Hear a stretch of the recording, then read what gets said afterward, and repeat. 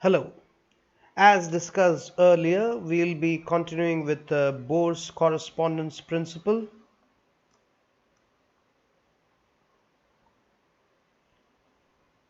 uh, related to the atomic and molecular physics part. We are discussing the Bohr-Sommerfeld quantization rules, quantization uh, topic of Bohr-Sommerfeld quantization, and then within that, we had considered the Wilson-Sommerfeld quantization rules. Then we have moved over to the Bohr's correspondence principle.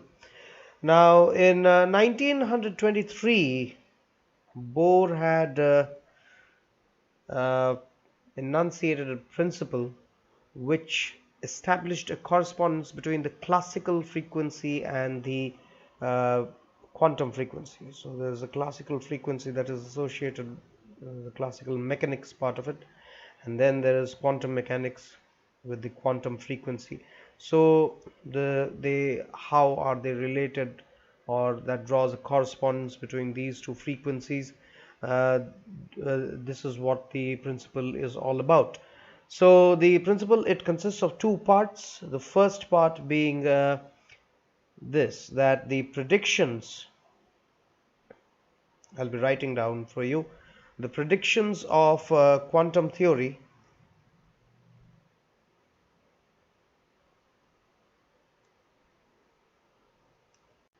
for the behavior of any physical system must correspond to the predictions of the classical theory in the limit in which the quantum numbers specifying the state of the system become very large. Now, let me underline a few things for you to remember. Now, what it says is that for any given physical system, we must the behavior of that system must correspond to the predictions of classical theory. That's fine, but that corresponds in the limit in which the quantum numbers specifying the quantum numbers that specify the state of the system, they become very large. Now, what does all of this mean? We will be discussing that, but you have to wait a bit. Let me just give you the second part. Now, what does the second part say? Any kind of selection rule, any selection rule which are necessary,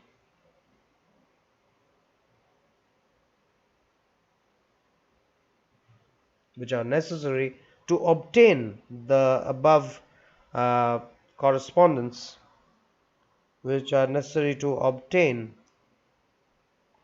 the correspondence that has been provided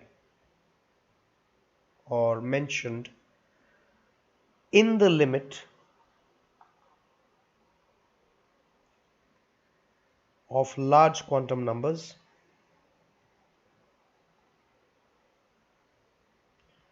must must also hold good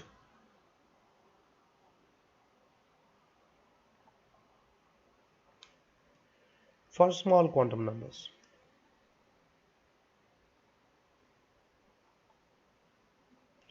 Well, I'll be giving you an example in which you will be having complete view of what we have just discussed.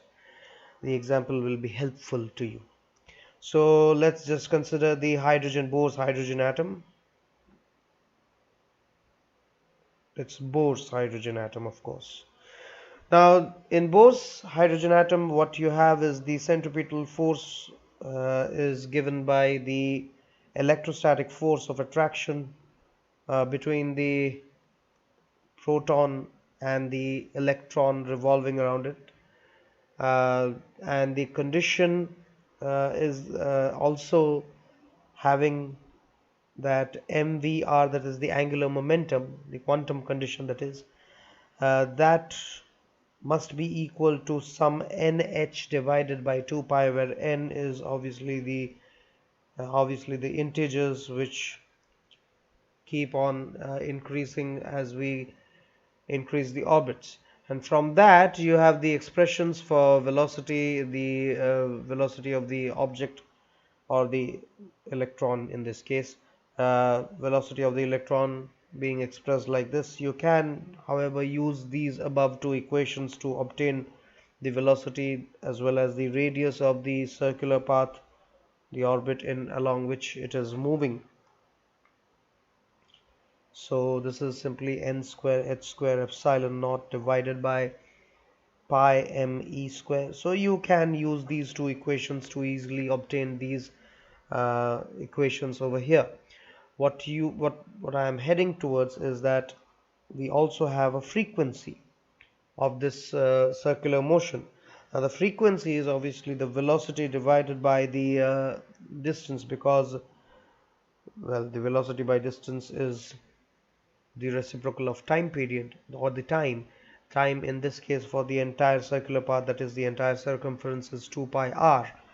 And so what I do is I substitute these values of v and r in this equation that I have just written.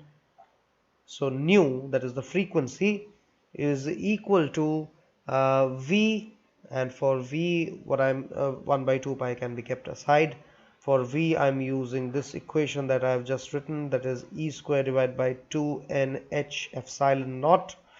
And for r, which is in the denominator, well, let me just write that for you, n square h square epsilon naught, and the pi m e square goes up. I think one of the pi's can get cancelled out, and what we are left with is simply m e to the power 4 8 epsilon naught squared. Now there is a h cube over here because I want to bring in something. So let me just give you an h cube and a c, and then I have a 2c over here and an n cube over here. Well, the bracketed term that you come across, if you have observed that, then the bracketed term over here is simply the Rydberg's constant for infinitely heavy nucleus. Remember, we had considered the finite mass of the nucleus as well. So this frequency is equal to 2 times of r infinity, where r infinity is this one in the brackets that I have written over there. 2 times of r infinity multiplied with c divided by n cube is what we have the expression for frequency in this case. Now this is the frequency which must be radiated by the moving electron classically. So this is classical case of it, because we have considered the classical centripetal force, which is contributed by the electrostatic force of attraction. Now let's move over to the quantum part of it. Well, if this was for a moving electron which is radiating some energy, right? Moving electron radiating energy, we have an electron which is dropping from a higher orbit to a lower orbit, that also emits a certain radiation of a certain frequency. So let this frequency be nu prime. So what we have is it was from a higher state E2 to a lower energy state E1, and that is equal to h nu. The h can go down, so we have nu prime here, the frequency to be equal to that, and that is equal to m e to the power 4 divided by 8 epsilon naught squared h cube, and 1 by n, let us say this is n2, well, n1 because it is coming down, so n1 square minus n2 square, 1 by n2 square. And then this can be just written in the form where we have nu prime to be equal to Well, if you see that term over there, that is simply R infinity, isn't it? So R infinity times of C, we can bring in a C over there to make it R infinity. So R infinity times of C, and what we have over here is that the upper the numerator in this case is simply n2 square minus n1 square. So what we can do is n2 minus n1 multiplied with n2 plus n1, and then divided by n1 squared with n2 squared in the denominator. Now, all of this seems pretty fine. Let's move over to the next page. So we have the expression for nu prime over there. Let me rewrite that for you in this page. Nu prime is equal to R infinity times of C, and that is n2 minus n1, then n1 n2 plus n1, or n1 plus n2, whatever it is, n1 squared, n2 squared in the denominator. All of this looks fine, but what about the case where del n supposedly, which is now n2 minus n1, if that is equal to 1, which means the difference is just for the state above the ground state. It jumps from that above state to the ground state where the difference is 1. So if you have n1 is equal to n, then you must have n2 is equal to n plus 1 in this case. Then the frequency thus radiated is nu prime, and that is equal to R infinity times of C, and over here you have 2n plus 1 divided by n square and n plus 1 whole squared. That looks pretty good as well.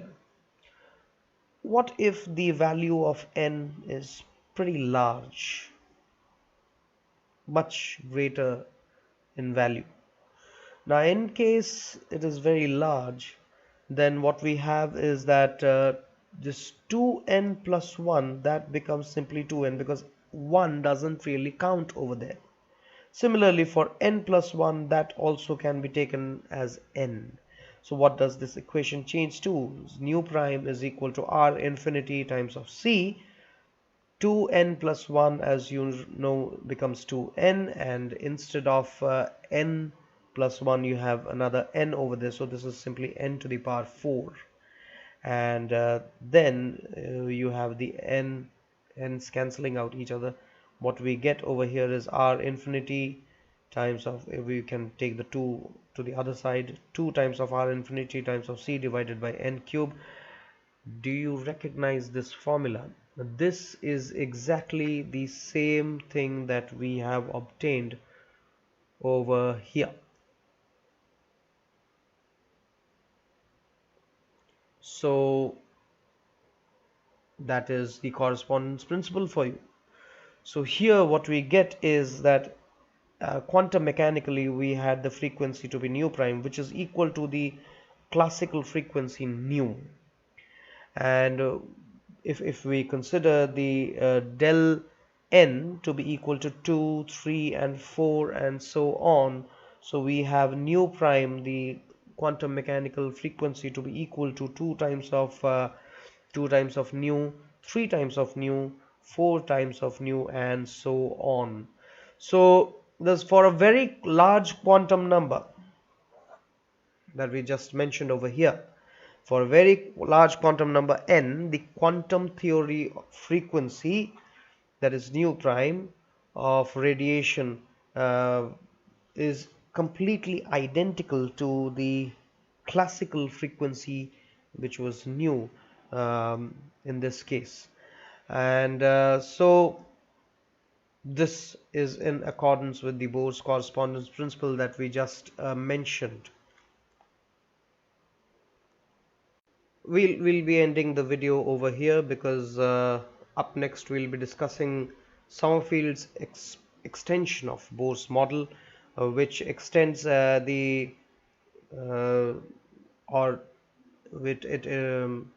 it actually extends the circular orbit concept to the elliptical orbit concept, and it tries to explain the fine structure, the splitting up of the spectral lines, which in which Bohr's model obviously failed to do, and the extensions of Bohr's model, it assumed the elliptical orbit so that it can explain a few variations that occur during the motion of the electron about the nucleus, and the shape and the size of the allowed elliptical orbits and the total energy of the electron in such orbits will be discussed in detail, but that is in the next video. It will be a big one for sure. Till then, thank you for watching.